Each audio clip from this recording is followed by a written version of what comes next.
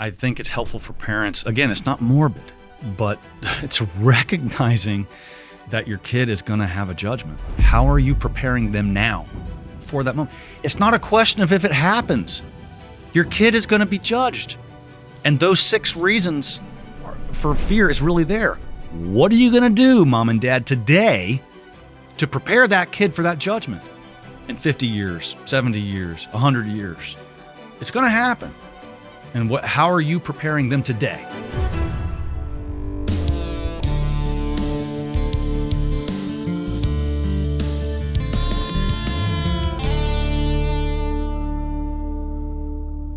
So good news for anybody who has kids. We're going to reverse engineer parenting today. Okay. Start from the back Yeah. and work our way forwards. Well, that's what any competent person does pretty much in any endeavor in their life. You know, they start with a vision statement in business where they're trying to say, okay, this is why we exist. This is what we're trying to accomplish. And then they work backwards. Visualization, like professional athletes, you know, they envision the ball going. And there was a great study, I think it's fairly well known, where the psychologist took a bunch of people who had never shot in a basketball in their entire life. Where do they find these people, by the way? Exactly. Who hasn't shot a basketball? Maybe they're all from Europe. I don't know. Definitely not from North Carolina. Asia. I mean, there are Asians. I have no idea. So, but who else doesn't play basketball? I don't know. The Australians? I don't know. Just throw everybody in there. I'm not picking on Asians. I'm just saying, I don't know. They probably don't play a lot of basketball. But all these people, no one had ever shot a ball, right? And they had half the group sit there and visualize with their eyes closed the ball going in the hoop from the foul line. And they just kept visualizing. And the other people they just handed the ball to. And the people that visualized before ever touching the ball, they scored like 3 times, 4 times as many baskets as everyone else. And so visualization works. Like, we know that. In fact, I'm having Dr. Bill Thierfelder come on the show, and he's a sports psychologist. That was his doctorate, really, is in sports psychology. And I'm fascinated in the subject because that's just the most tangible, practical way where you can see these professional athletes that he would work with. What he's a master at is getting them to envision their performance. He would work with wide receivers, and they would envision which finger is touching the ball first when they catch the ball. Can you imagine that? Like, that level of precision. So he has many, many stories about people doing nearly superhuman feats, and it's always involving because they're able to envision something. And so shouldn't we be doing that with our kids? I mean, I truly believe that if we really thought about our kids 1 trillion years from today, and what their outcome is, we would behave differently today. We are way too stuck in the moment, and we need to be thinking about the eternal consequence, the eternal destination of our kids, which is part of the reason why I wrote Parenting for Eternity. But yeah, you start with the end in mind. So absolutely. Is that how you started the book? I don't remember. It's been a while, huh? Yeah. But I mean, I think the way I start is I mean formulating the book. How I came up with the idea for the book? Yeah. I think I realized very quickly in my parenting journey, having 16 kids, you know, somewhere earlier on, and being the publisher of TAN. I mean, come on, like if you don't, I shouldn't get any credit for this because I spend most of my career dealing with things of eternal consequence because of the books we publish. I mean, I publish books about heaven, about hell, about how to get there, how to avoid getting there, about purgatory. We publish books about saints who have come back from the dead and communicate what it's like. We publish books about saints who have visions of hell and what that's like.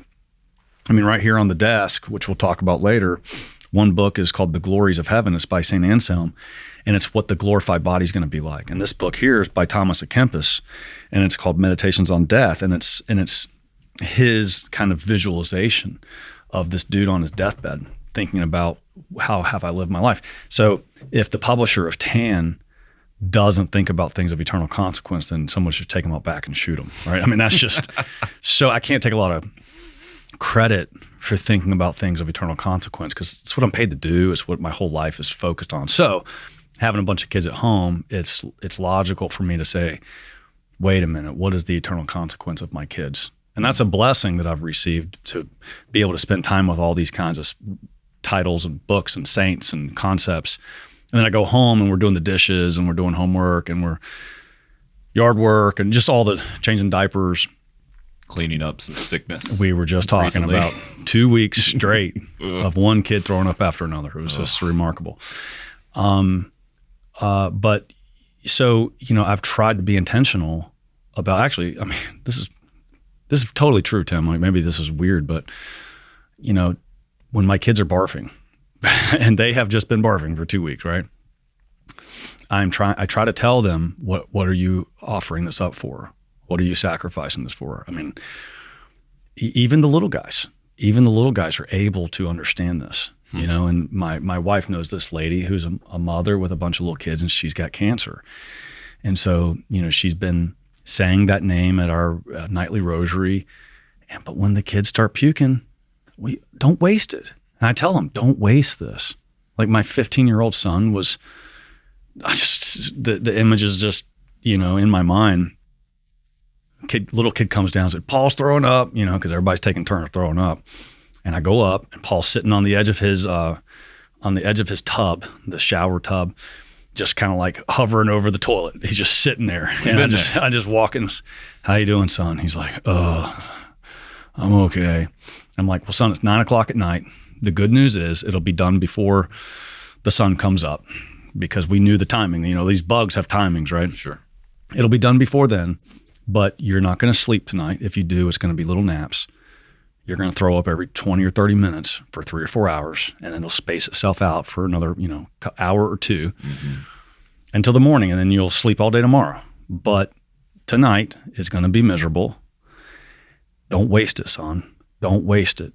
Find something to offer this up for. That's what the Christian life is about, is learning how to have redemptive suffering. You can either suffer tonight and just waste it and just suffer like everyone else, like a pagan, or you can figure out how to unite this somehow with some kind of mystical purpose and make it real, make it count. And he's like, oh, okay. I'm like, all right, love you, son. Let me know if you need anything. You want some Gatorade? It's just like, what else do you do? But that's what parenting for eternity really is. Don't waste it. Don't waste your suffering. Now I was the first one to have it in the house. So when I started feeling sick, I left the room, shut the door, and then I just went to the bathroom out in the main house so that I wasn't waking up Ashley all night long. Mm-hmm. I basically just lived in that bathroom.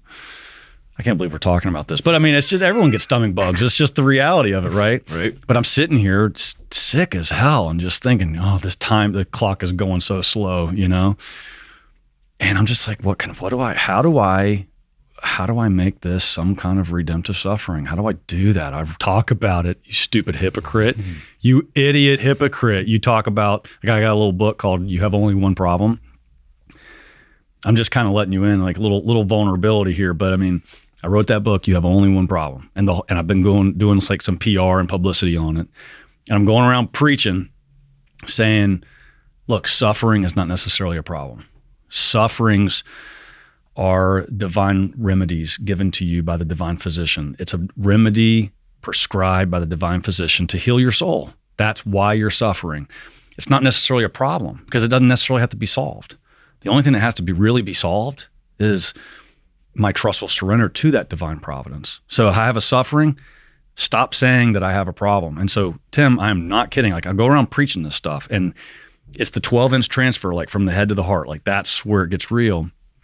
And I'm sitting here throwing up in the bathroom, and I'm telling myself, like, literally out loud during my dry heaving episodes, and I'm saying, this is not a problem. It's just a suffering. This is not a problem. It is a suffering. It sounds crazy. Like, if you had walked by, you'd be like, that man's insane.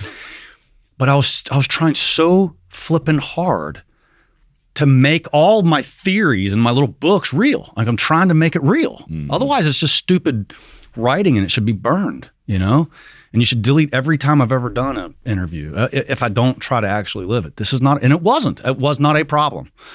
It was a divine remedy in the form of a little stomach bug to bring Conor to his knees so I would learn to suffer a little bit better. And then to have to be patient and help my family get through the suffering, and then to show them how to suffer. Like that stomach bug that just was the Gallagher weight loss program. Right. I lost 5 pounds. It was great, you know? It was a spiritual weight loss program. It was time to burn away some spiritual, gluttonous, prideful fat. That's what it was. It was a divine remedy prescribed by the divine physician for the Gallagher family to get a little holier. That's what it was. It's not a problem. It was a blessing in the form of suffering. And you mentioned this in the book, like you have the quote, I fail horrifically at many of the precepts in this work. Yeah. So taking it from the words and putting it into reality. And you mentioned like that's why you write a lot of these things, right? Yeah, I'm writing it to try to convince myself to go do it. That's why I keep writing these things. And I always joke whenever I'm giving a talk anywhere. I did it the other day at the men's conference in Charlotte. And it's like, all right, guys, if you like this book, then please be sure to buy my next one, which is on hypocrisy, because I am a world-class expert. You know, it's just my little joke. But yeah, I mean, this particular book, Parenting for Eternity, it's not a how-to book. It's really not at all. It's not how to parent. It's a why book. It's why do you parent? Why do you pray the rosary with your kids? Why do you lead them in the devotions of the church? Why do you try to get them to live the liturgical calendar? Why do you need to sometimes sit down and think about the eternal destination of your kids? Why do you try to encourage them to suffer well? Like there's a chapter in here, I think it's called The School of Jesus Christ Crucified. Well, that's what we just went through, the stomach bug. It's the school, we homeschool, and the School of Jesus Christ Crucified. That's what Christianity's about. I mean, so yeah, I write these things trying to live it, man. And I fail every day. But what are you going to do? Because you fail, you're just going to stop talking about it? Well, then we wouldn't have any priests or ministers or preachers or evangelists, or we wouldn't have any apostles. You know, I'm glad that their horrific shortcomings did not prevent them from going out to all corners of the earth and baptizing all nations. Otherwise, you and I wouldn't be sitting here. So, do you think if more parents thought about parenting for eternity, we would have more or less kids in the world? You're talking about reverse engineering. Far more. That's a great question. I hadn't really thought about it like that. But, I mean, the idea that you can continue to get eternal souls into heaven. That's right. Right? That's right. And actually, I think like our Mormon brethren and like other denominations, they got some messed up theology, but they have a very clear sense of heaven and of like a paradise that they'll live there, and that earth is just a means to that end. Like they have a real good sense of that. So they have a lot of kids. So I think one of the things I say in here is I want you to think about the last time you learned that your spouse was pregnant, or that if you're a woman that you were pregnant. And what was your reaction? Was it, oh my gosh, I don't have the money for this. Oh man, not again. Was it, start doing the math of plus 18 or 22 when they get to college or they're out of college, I'll be how old, you know, and I'm starting to do that math, you know, you're a little older than me. So the last time your wife got pregnant, how old's your youngest? He is 4.5. So she was 43. Yeah. And you were how old? 43. Yeah. You were 43. Old man. Yeah. So you start saying plus 18, plus right. 20, whatever. And you start saying, how old am I? I'm going to be an old man, you know? So, you know, we think about those things, and the world has I get really angry about these news reports that have been going around recently about how much it costs to raise a family. It's absurd. What they come up with is completely absurd. And the end result is that if you don't make $200,000 a year, you can't have 4 kids. So it's just bunk. It's just nonsense.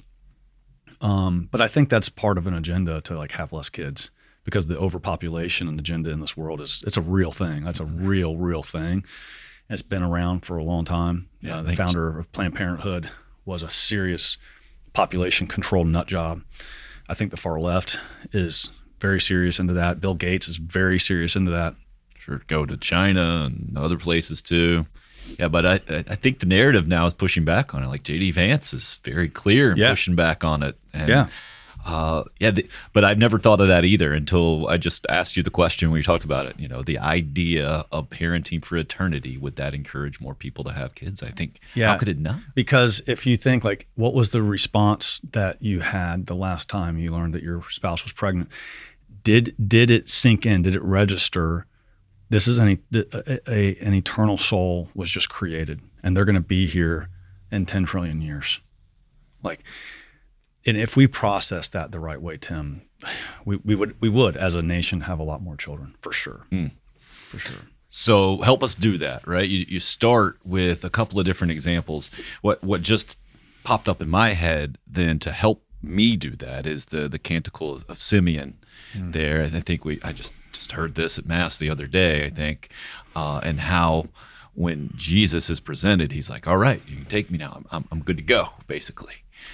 Yeah, I think that, when he says, now let your servant go in peace, your word has been fulfilled. That should be kind of the prayer of each parent after we've raised our kids properly. It's like, okay, we're willing to present our child to God, and our job is done, and we can go in peace, but I don't think that's usually what happens. I think parents, I don't think parents think about, I think sometimes we think about our own judgment, but part of this, what I tried to do here in the introduction and then in the 4 last things is get parents, and this is a simple little trick, but get parents to think about your kids' judgment. So, let's hope and pray you die before your kids do, right? And then I think that means you're going to witness your child's judgment.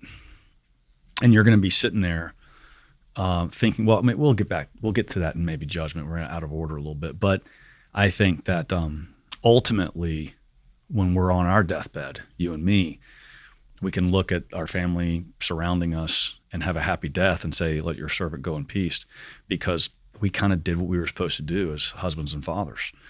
Yeah. We had, again, that's thinking about the end in mind. Like, how do you want to die? What do you want on your tombstone? And that's just the beginning of the end. Go forward 10 trillion years, and now you've got something interesting to think about. Oh, for sure. I mean, the eternity aspect of this is crazy to me. So you mentioned that you're doing this to remind yourself, and you're falling short all the time, like all of us do as parents in so many ways. But the idea of not being completely focused on today or tomorrow or the moment and zooming out for eternity. Do you have a trick we can do? Like what flipped in your brain when you're sick in the bathroom, as opposed to this is awful in this moment, to say, no, this is just something I've been given right now, and offer it up? I think it's a little counterintuitive. So look at your little child. If you got a little child, you look at these little legs, these little hands, these little feet, these little eyes, the little lips, the little ears, this adorable little creatures, right? I mean, the little kids are just adorable. It's the same stupid reason people like puppies. They're just cute, and we would do anything for their bodies, anything. And I can remember years ago when actually the same 15-year-old, but when he was 2, he broke his femur and upstairs in one of the kids' bedroom, and he ends up coming down. Somebody carried him downstairs. I get him, and I'm just watching his femur just explode and swelling. And so we literally got the ironing board, threw him on there like a stretcher, put him in the back of the car. You can die from a broken femur. And I'm taking him to the ER because I can get to them faster than get to me. And then, so he's a little guy. He's in the ER all night. They put him in an ambulance, take him to St. Jude's, not St. Jude's, Levine's Children's Hospital downtown Charlotte. And I have to sit there in the room with him all night. Ashley went home with a new baby, and so I'm there all night long with this little kid who is too young to remember to stay still, stop wiggling. Every time you wiggle, it's excruciating pain. And every time the nurse would come in, it would wake him back up and he would jolt and he would be in agony all over again, all night long. I didn't sleep a wink. And I remember thinking so clearly, I'd do anything for this little kid's leg. Like, if you could just snap my leg, just snap it like a twig to save his pain tonight, I'll take it. I'll do it right now. No thinking, no fear, just do it. Snap my leg to heal his leg, right? I think a lot of parents would do that. So we would do anything. If your kid was dying of cancer, you would panhandle if you had to get treatment. You would have 3 jobs. You would sell everything you have. You do all of these things for the body so what I'm saying is it's counterintuitive. You look at the body and it's this adorable, precious little thing that you would do anything for. And we do everything for. Like, take them to the dentist. You help them play sports. You take them to the doctor. You just care for them. You do all of these things. The food these days you buy, right? Everything we do is to take care of this little body. And so the listeners kind of know where I'm going, but maybe not, right? Because they know I'm going to go and say, but take care of the soul. Yes, but the reason you take care of the soul is so that same body is glorified one day. So it's a little like, look at this precious little body you're going to do everything for, but don't dismiss that body. That body is sacred. There is a reason to take care of it. Now, the way you protect that body for eternity is by taking care of the soul now. And that, I think people miss that part. There's a heresy that basically says, like Manichaeist, back Augustine was dealing with it in 400, that the body doesn't matter. Well, it does. It absolutely does, because that body is going to be for eternity in either heaven or hell. That body will resurrect and it will join the soul in heaven or hell. A lot of people don't think about that. We think about the glorified body in heaven. We don't think about the resurrected body in hell. And if you go to hell and then 1,000 years later your body joins you, that's when the real party begins. That's when you really start suffering.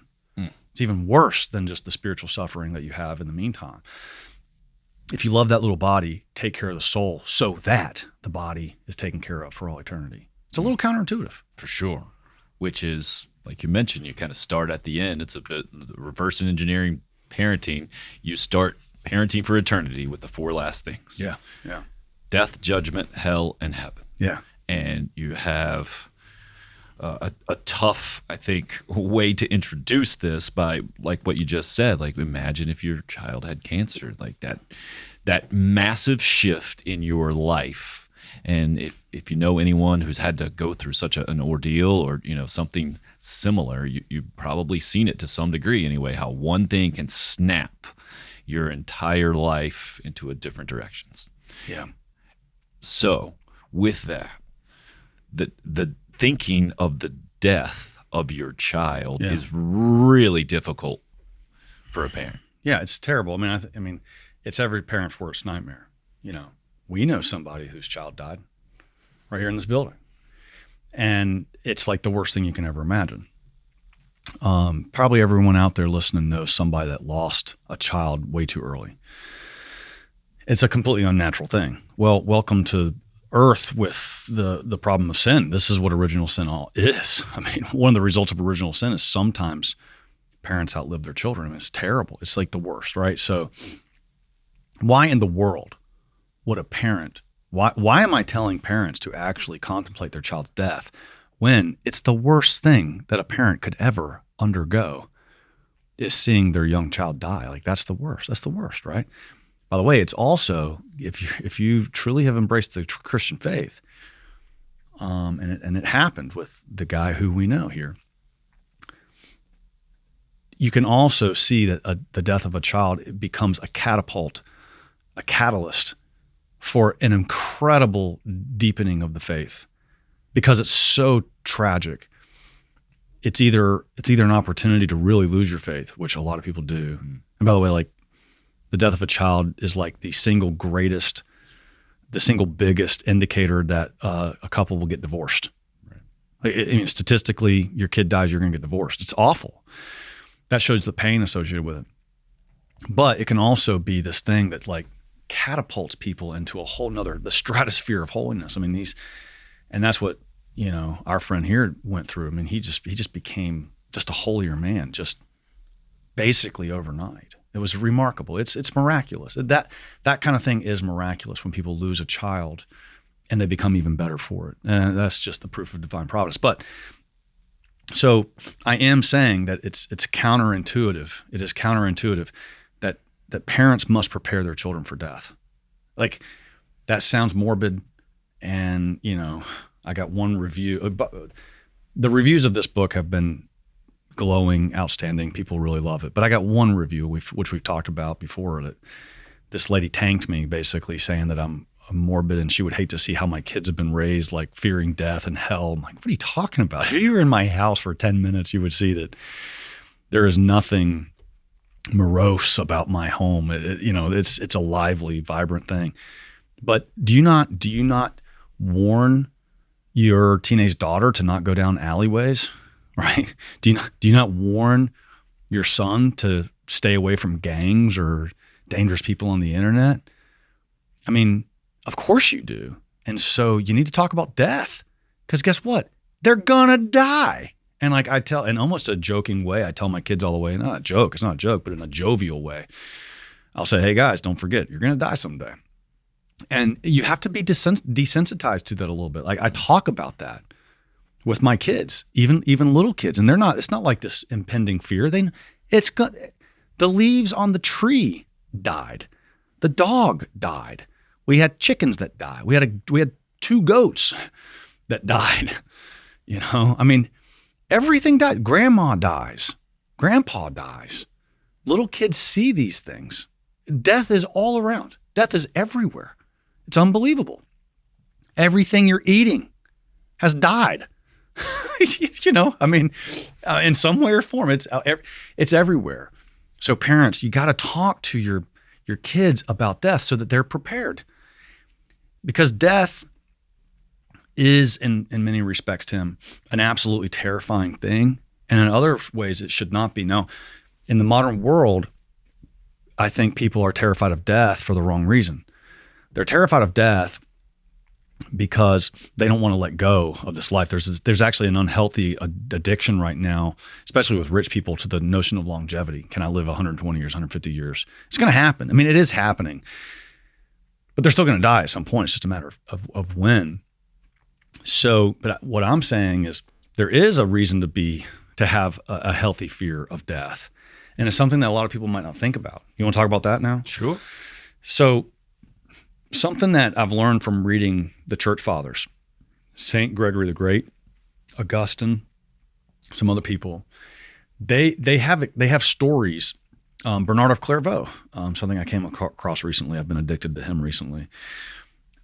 These church fathers have stories about near-death experiences, or when dead people have communicated back with them.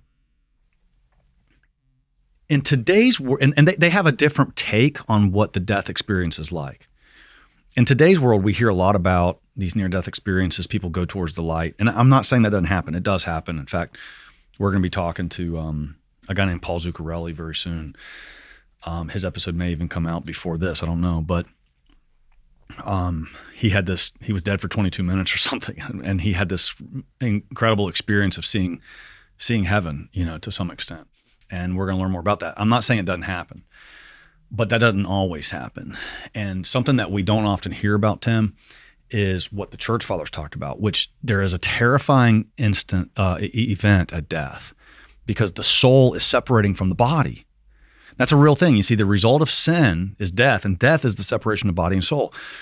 So I like to think about, I don't like to think about it, but I do think about death in the sense of similar to a notion called white torture. And there's something called white torture that particularly, you can Google it and you see the Wikipedia page on it.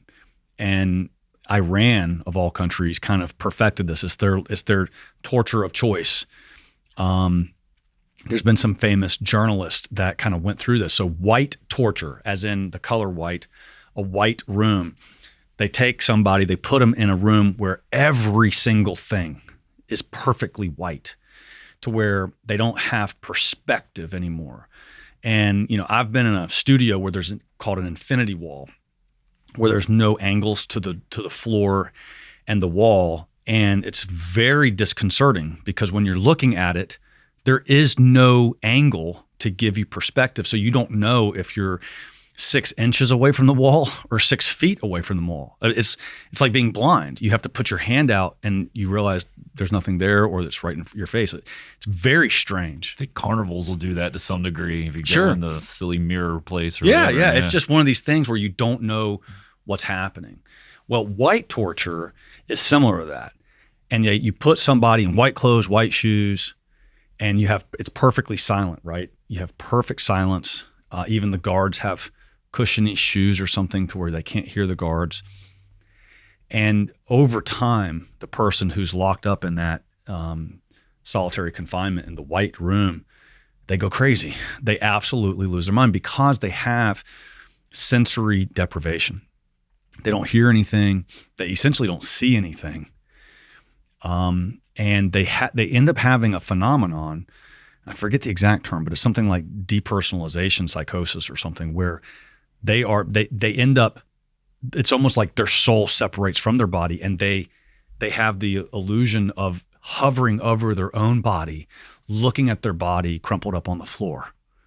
Like, that sounds like death, because death is the separation of the body and soul. And so the church fathers, going back to what I was saying about them, Gregory the Great, other people, they talk about at the moment of death, and all of a sudden you're conscious of the universe.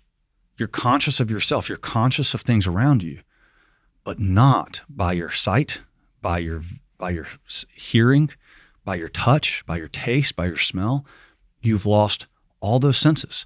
I mean, you've heard that sensory deprivation is a form of torture, like where they blindfold you, they mute you, they even make you, put you in water and let you float there. They cover your ears. People go crazy. You don't have any idea. By the way, if that was to ever happen, one way to keep a perspective on time is just pray a rosary and figure it's about 15 minutes. Pray it nice and slow, 15 minutes. That's how you keep your mind. Not that you're planning on getting stuck in white room or sensory deprivation. Wait a second. What's happening after the podcast? Right. But I didn't sign up for that. But I mean, don't just sit there and like not do anything, because you completely lose perspective, which might tell you if you die, if you're in a habit of just starting to pray the rosary, that might give you, it tethers you to reality and to time to a certain extent, right? Because it's about 15 minutes, right? My point is that at death, there is a torture. Some theologians have speculated that at the moment Christ on the cross, when he cried out, it was right at the moment of his death, he cried out in agony, was that his soul separating from his body, and he was experiencing that result of sin, and it was his spirit being disconnected with his body, and there's pain associated with that because it's extraordinary sensory deprivation. I'm not saying that that's what happened with Christ. I have read that by saints who speculated on that. So I'm not sure at all that the typical or everyday experience of death is going to be hovering towards the white light. It might be more like the white torture. It might be more like the sensory deprivation, and it can be absolutely terrifying. Now, I've told like my dad that, I've told some other older people that, and it's scary, but I'm saying, so when it happens, you might remember that. Now, a couple things, tying this back to your children, right? If we train our children in mortification, slowly developing a sense of how do we kind of disconnect our reliance on the senses. That's what mortification and penance do over time. You kind of die to self. Mm-hmm. We call it white martyrdom. If you do that slowly over time, you become more and more accustomed to bodily discomfort, to relying on something other than your senses. Saints do this. So I'm saying as parents, we need to prepare our kids for death. And part of that is talking about death. But part of it is encouraging to start living a life of mortification and penance. That's the Christian way. That is the Christian way. We have to raise little martyrs who are willing and able to die to self and for the faith. Perhaps even one day that could come. I think it probably will. So that when they die, this separation from their body is not as shocking, but they say, okay, I know how to live apart from my body. I have been mortifying myself for this. And there's other ways to prepare your kids for death, but we could talk about the Rosary here in a second if you want. But sure, I think that sensory deprivation is just an interesting way to connect something that happens in real life, in real torture, with what I'm afraid might be the situation that we experience at death. And don't assume that it's just the white light. Sometimes that happens. I believe people that say that, but I don't think that's the case all the time. Hey, thanks guys for checking out the Conor Gallagher Show. Please take a moment to like, subscribe, or comment, or whatever you got to do to support it. And I appreciate that very much. Giving your kids the tools to deal with things is what parenting is, in my mind. If you break it down, and if you're trying to be a good parent, you're trying to give them some tools. Yeah. So it sounds like you can do that as well as preparing for eternity. Yeah. One way to do that, you mentioned the Rosary, if you had sensory deprivation, but not just with that. What about just in everyday life, how that is a weapon in death?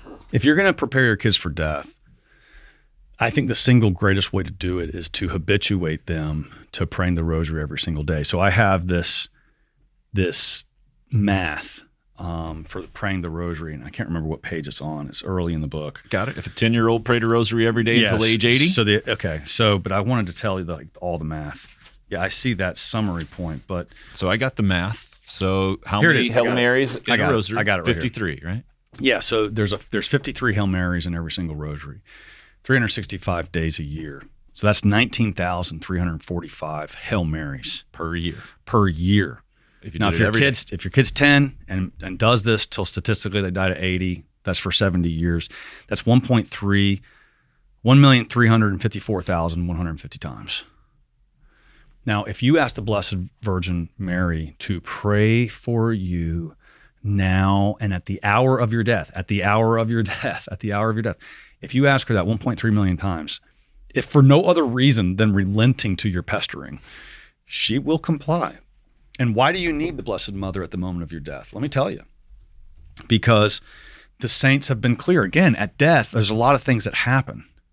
And one of them is like right before you die, right before your soul separates from your body. There's a lot of stories throughout the tradition of the demons attacking you and tempting you. They got one last chance to tempt you away from God. Now, what are they going to do?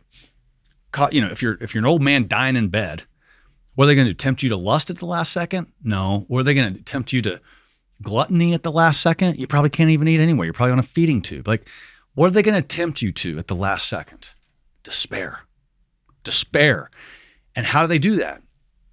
I've read the saints say, not Conor, the saints say, they will take all the sins of your life that they have access to and rush them through your mind to where they want you to say, oh my gosh, I am a complete worthless worm and there's no way God can forgive me for all of these things. I'm going to hell and I know it. Oh well.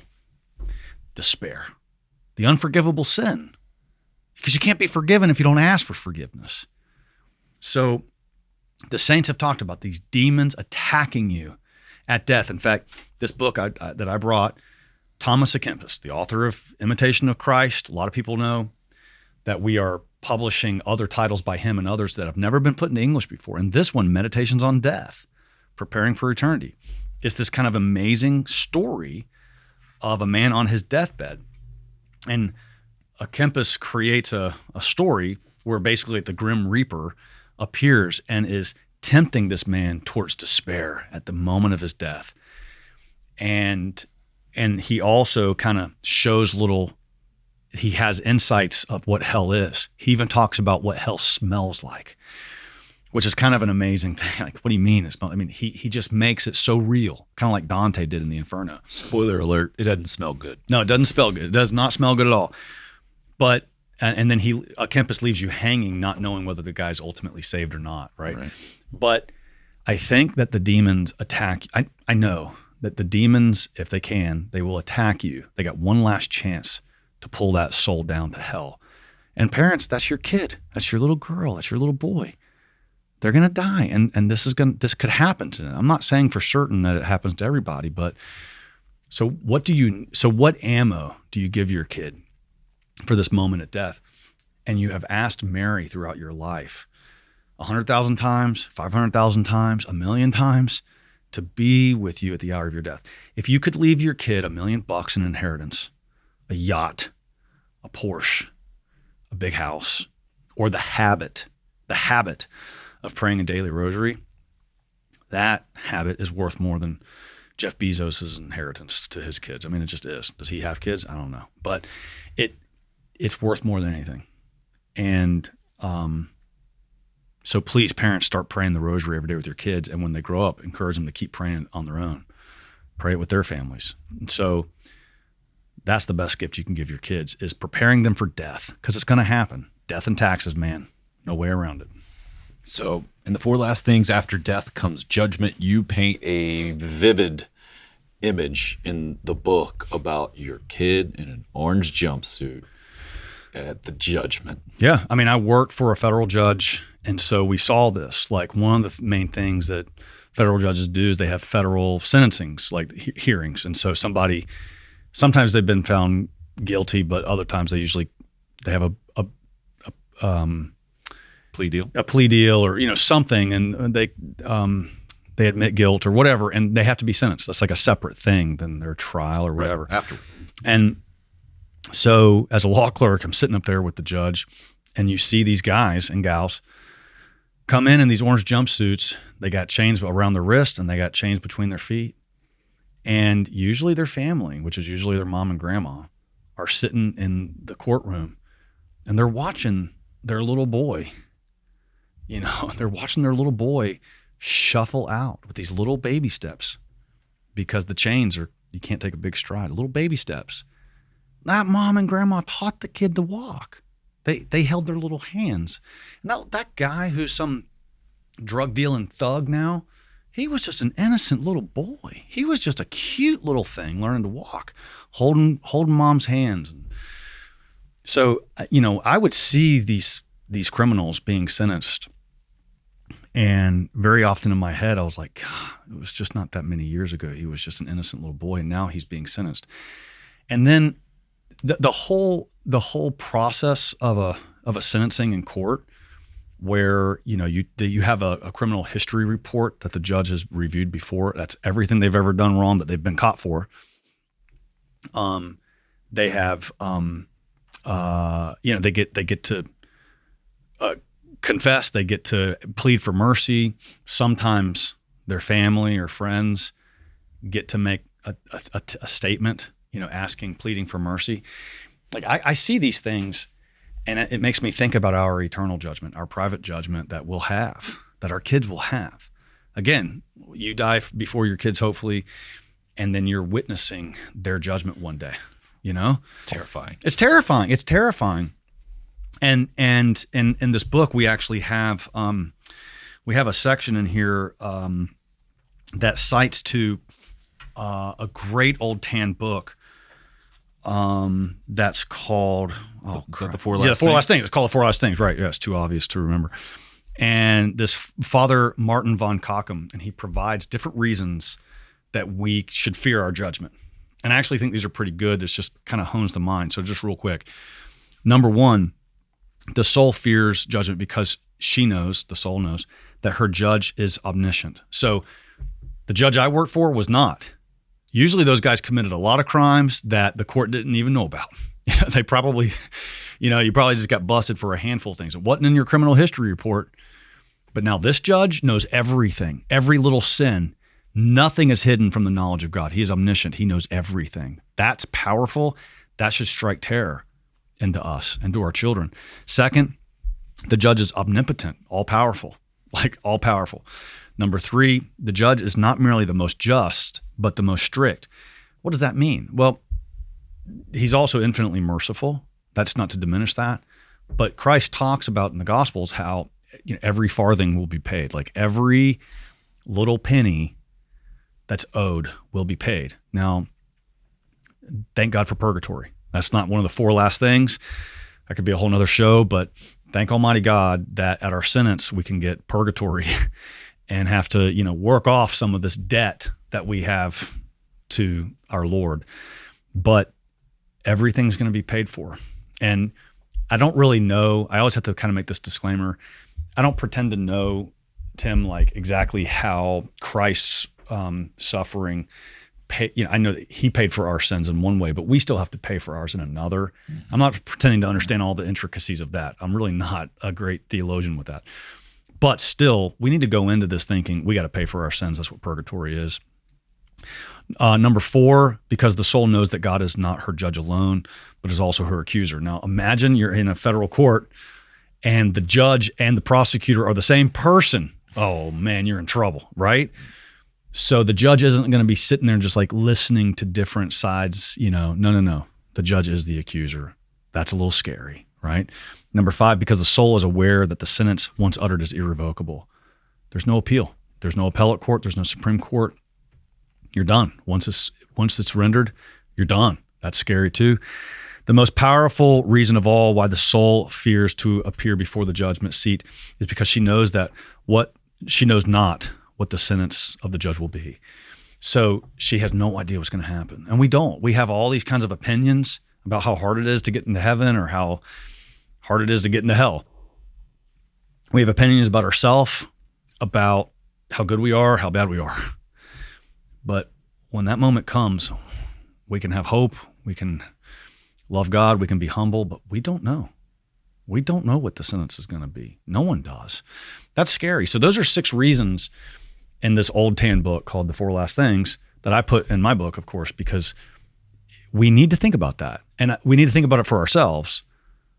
But for some reason, when we think about it ourselves, we don't take it quite as serious. But when you think about it for your kid, that kicks it into another gear. You know what I'm saying? Absolutely. Bearing responsibility for someone else's eternal soul. Yeah. That's judgment, man. That's judgment. And I think it's helpful for parents. Again, it's not morbid, but it's recognizing that your kid is going to have a judgment and they're going to be judged. How are you preparing them now for that moment? It's not a question of if it happens. Your kid is going to be judged. And those 6 reasons for fear is really there. What are you going to do, mom and dad, today to prepare that kid for that judgment in 50 years, 70 years, 100 years? It's going to happen. And how are you preparing them today? I feel that kind of strongly. But. So 4 last things: death, judgment, hell, and heaven. Hell. The quote from the book is interesting to me because of the concept of free will. God's infinite love does not force your child to love him. His love provides free will. We choose hell. Yeah, a lot of church fathers and doctors have kind of talked about that. I mean, the whole concept of hell by an infinitely merciful God it's really kind of hard for us to grapple with. But I don't want to try to give a whole lecture here on what hell is and who in the world would choose hell. But I don't think it's necessarily. I think it's pretty clear that we don't have to actually sit down and say, I choose hell in order to go there. And I'll just say this, like, of all the heresies in the world, and there's a lot of them, there's one that I'm sympathetic towards. Note, sympathetic. I don't agree with it. And that's universalism. That's the belief that all people will be saved, or that hell will be annihilated at some point, or even that souls will just be annihilated. There's different kind of versions of universalism. And I'm tempted towards it because the infinite mercy of God seems incredible. I think the soft side of everyone is tempted towards that. Right. But the church has spoken clearly. Hell is eternal and people can go there. So I have to kind of accept that. I'm just saying if I ever had to be a heretic, which I don't, which is a stupid thing to say. I don't even know why I just said that. But like, it's the one heresy where I'm like, oh man, I kind of wish that was true. But that shows my finite mind. That shows I lack an understanding of true charity, of true justice, of truth. And in heaven, I maybe will understand it better. But I really struggle to accept the doctrine of hell. I do. So I have to, it's more of a matter of faith for me. I have to accept. I do. I humbly submit to the church, but it's hard. It's hard because hell, once you meditate on it, it's awful. It's awful. And so I don't get kicks and giggles of like reading Dante anymore. Like I used to, and Dante's great, read him, but it was almost kind of cool. There was almost an inordinate curiosity about what kind of sufferings were there. It's like why people watch horror movies or something. And like my dad, he's funny. He's just this old guy and he's the most manly man. Like, you know, there's nothing feminine about him, but in his old age, he just kind of sits up in the mountains, and whenever he watches TV, he watches Hallmark movies, and we just make fun of him. What are you doing watching He watched cowboy movies and Hallmark movies, but he's like, they're nice, they're happy endings and love, little cute little love stories, and they're usually very innocent and pure, and it's just, you know, and it's just this big tough guy watching Hallmark movies. But I think that there's an evolution of the soul there where it's like I'm no longer entertained by the grotesque. You know, now we have to investigate it, and we have to recognize that hell is an eternal, true place with some physicality because bodies will be there. But, you know, actually, this is important for parents to remember. You know, you need to really consider Halloween. Like there is something demonic in our culture's wholesale adoption of dark and grisly and evil like costumes and just having a tremendous amount of joy and satisfaction and fun in the grotesque. I mean, we turn demons into playthings, and you see these little kids dressed up like horrific creatures. It's meant to be, you know, All Souls Day where we celebrate, you know, or we pray for souls waiting to get to heaven. So if your kids, you know, if you're going to have any kind of Halloween, have your kids dress up like Mother Teresa, okay, or Joan of Arc, or, I mean, you know, cowboys and Indians or something at the worst, right? But stop all this dark Halloween celebration and get that crap out of your yard that's showing skeletons and goblins and demons, and get that crap out of your yard. We are inviting demons into our culture through this.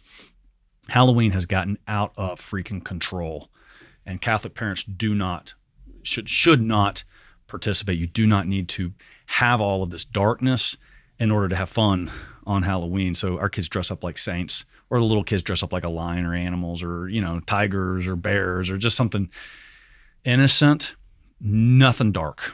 You know, I see these little tiny girls going around like oh, this looks so cute. I dressed up my 5-year-old like a little devil with her little horns and a little tail and a pitchfork. Isn't that cute? No, it's freaking dark, man. What's wrong with you, mom and dad? God, it angers me. Like you're trivializing this concept of hell. You're taking the image of these creatures that reign in hell and try to pull us down, and you're dressing your kid up like that. I'm not a prude, man, but that stuff's got to change. Like our society's gone bonkers on this in the last 30 years. It's just another level, you know? So, we got a couple great books on hell. The Dogma of Hell is a very powerful book, but I think the only thing I'll leave the parents on this is a healthy fear of hell is healthy. And to not talk about it is a neglect. Just like not warning your teenagers about going down dark alleyways, that is just neglectful parenting. You have to talk to your kids about the realities of hell. I'm sorry that it's a scary reality. Well, so is pornography, so is human trafficking, so is rape, so is drugs, so are gangs. You got to talk to your kids about those. What, you're going to avoid those because they're unpleasant? You need to talk to your kids about hell. It's real. The quote from the book is, "A healthy fear of Satan and his dominion is a grace from God, but ultimately the greater fear should be the loss of heaven." Yeah, and I think that's a good segue into heaven, you know, because the point here is not to dwell on hell. Clearly, that's not the purpose. You have to mention it. And I think saints have been very clear in the tradition that fear of hell is sufficient to keep us out of there. Like, being sorry for your sins because of fear of hell, I think that's sufficient. I think that works, but it is the bare minimum. We need to confess our sins. Actually, the act of contrition. Every time I say it in confession, I really think about this. I have to. It's like the alphabet. I can't start in the middle. You know what I mean? Like I have to actually at the very beginning. Yeah. Mm-hmm. Thank you. Oh my God, I'm sorry for having offended. Firmly resolved to help you. Oh my God, I'm heartily sorry for having offended you. I detest all my sins because of your just punishment, but most of all, not because of I'm going to go to hell, but most of all, because I have offended you, my God, who are all good and deserving of all my love. But most of all, because I have offended you, my God. So when you say the act of contrition and confession, don't just you can rattle it off pretty quick, but you need to say, but most of all, emphasize that. But most of all. So we need to teach our kids not just to avoid hell, but to strive for heaven. The saints did not become saints simply by trying to stop being bad. Any more than a great athlete becomes a great athlete by just trying to not lose the game.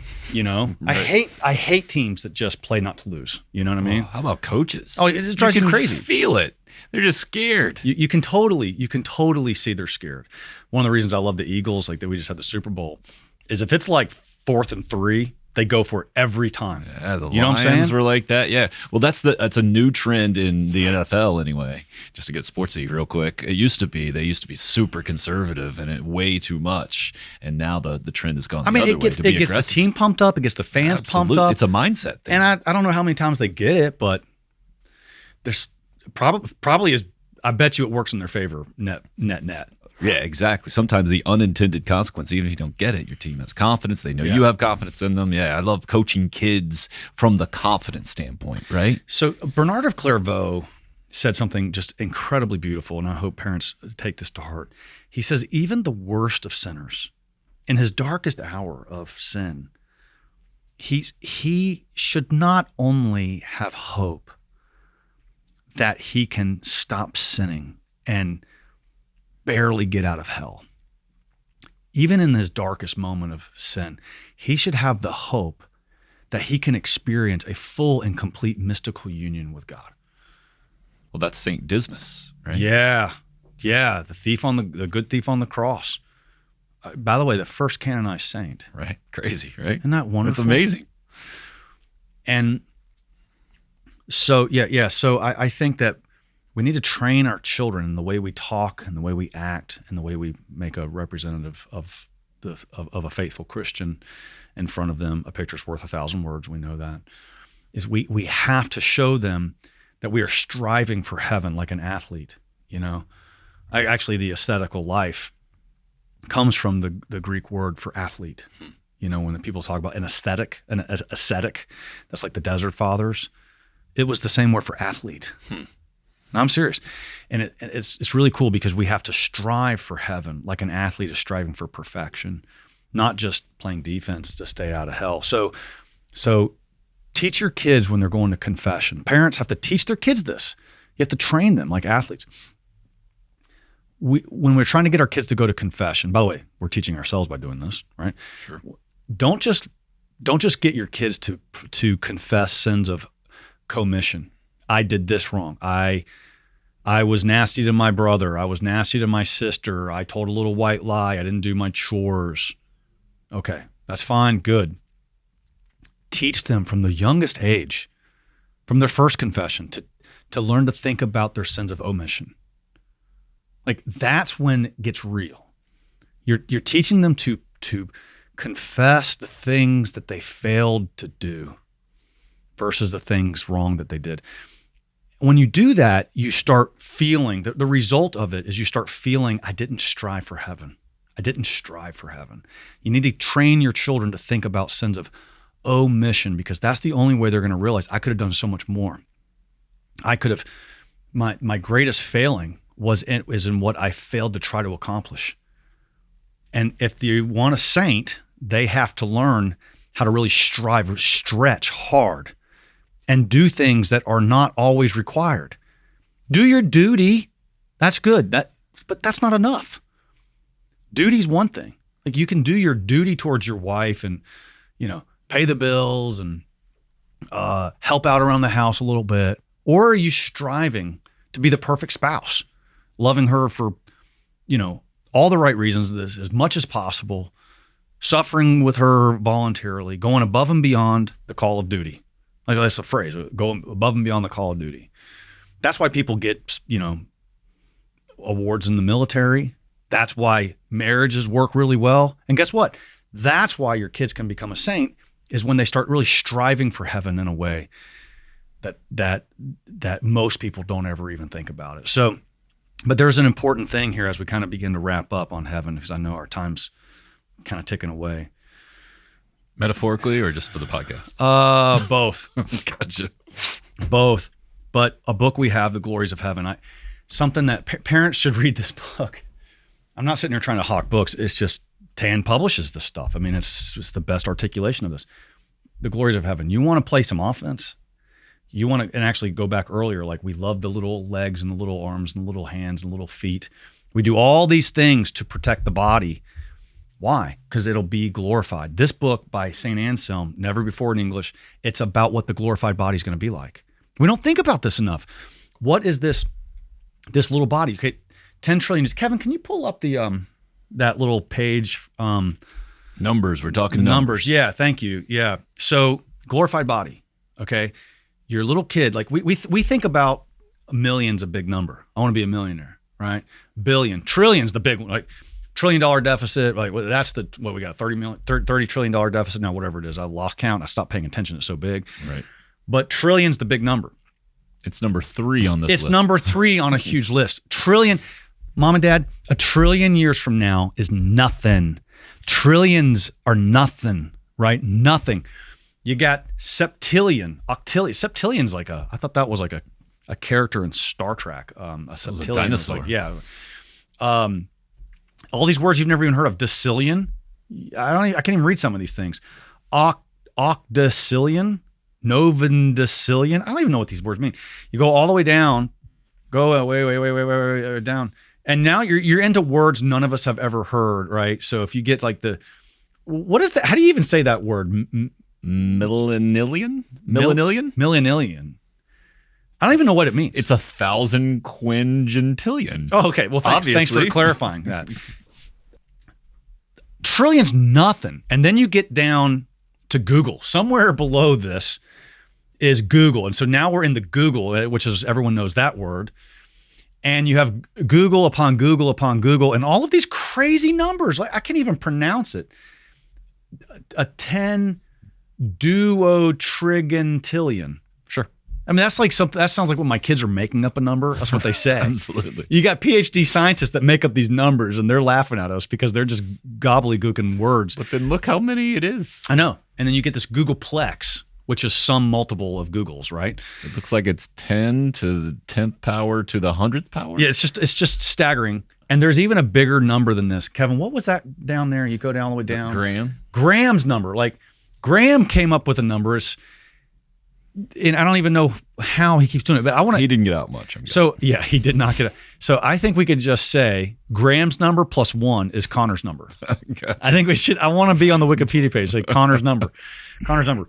I show that when I give talks to parents. I show that because those numbers are real. Those are real things, and you need to think about your kid's soul, not in terms of hundreds or thousands of years or millions of years. Trillions, nothing. These Google numbers, you need to think about your kid as Googleplex. They're going to live Googleplex years. The body, their physical body, is going to watch the sun turn to dust. They're going to see the whole Milky Way turn to a ball of ash. They're going to see it with their own eyes because we're going to have glorified eyes.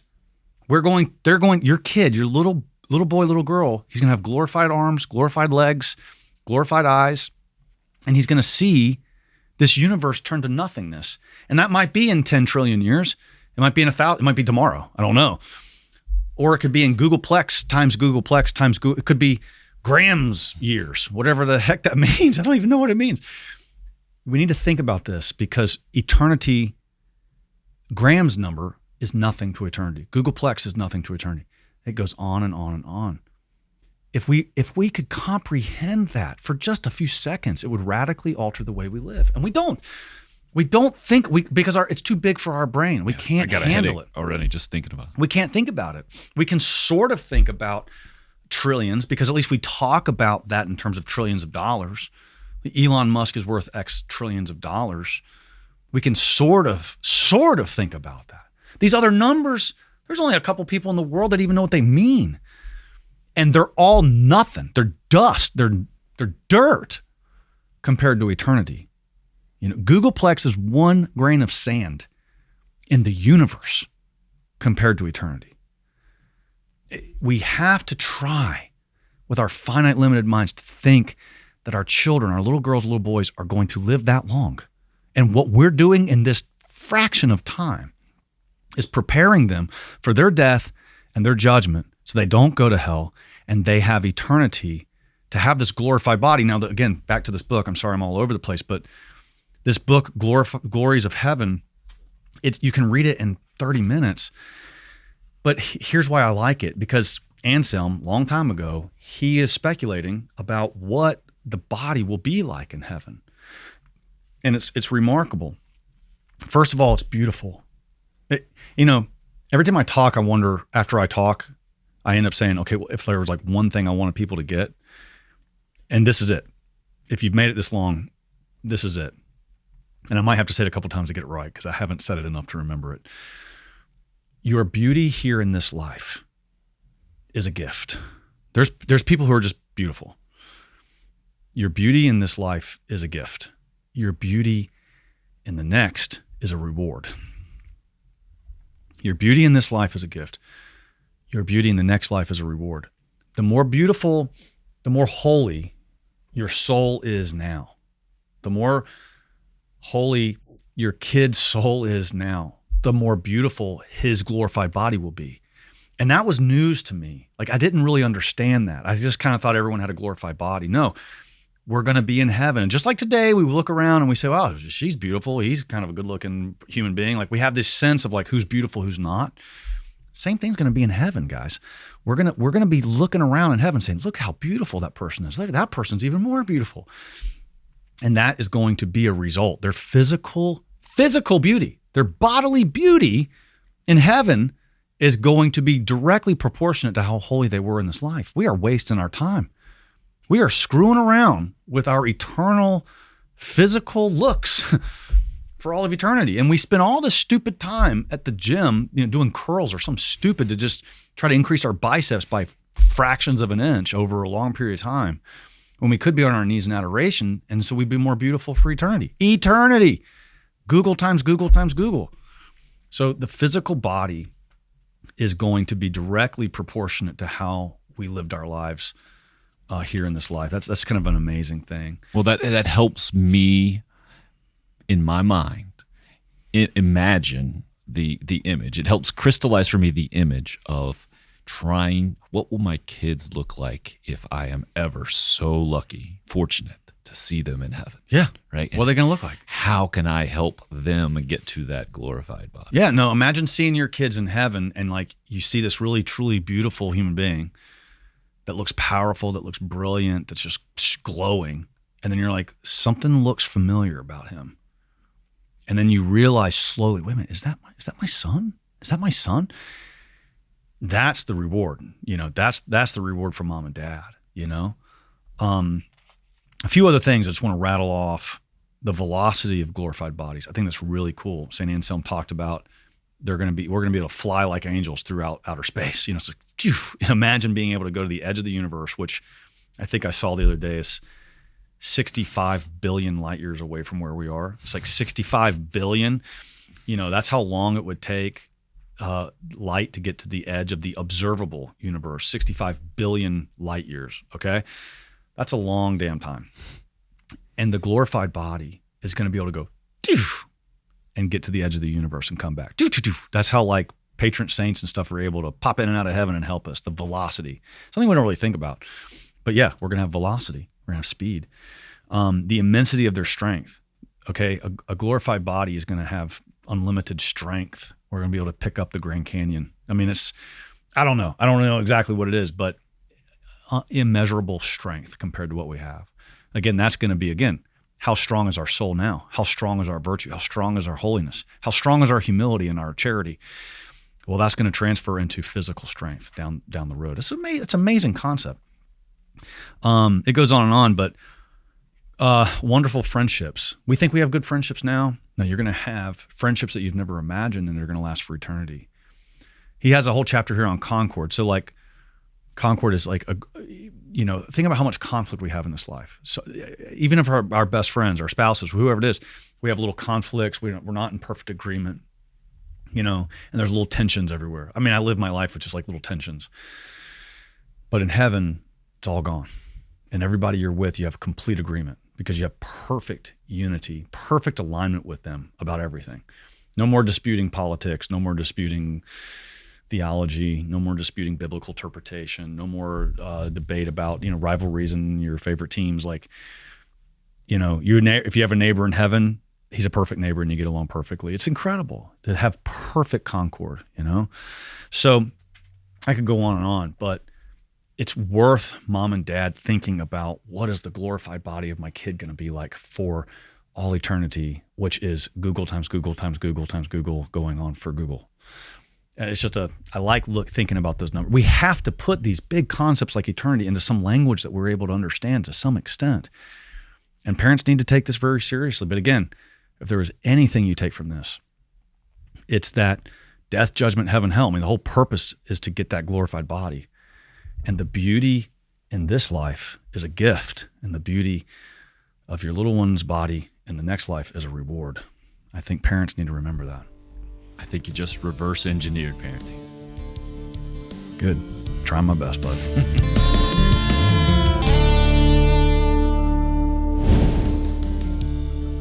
Hey, thanks guys for checking out the Conor Gallagher Show. Please take a moment to like, subscribe, or comment, or whatever you got to do to support it. And I appreciate that very much.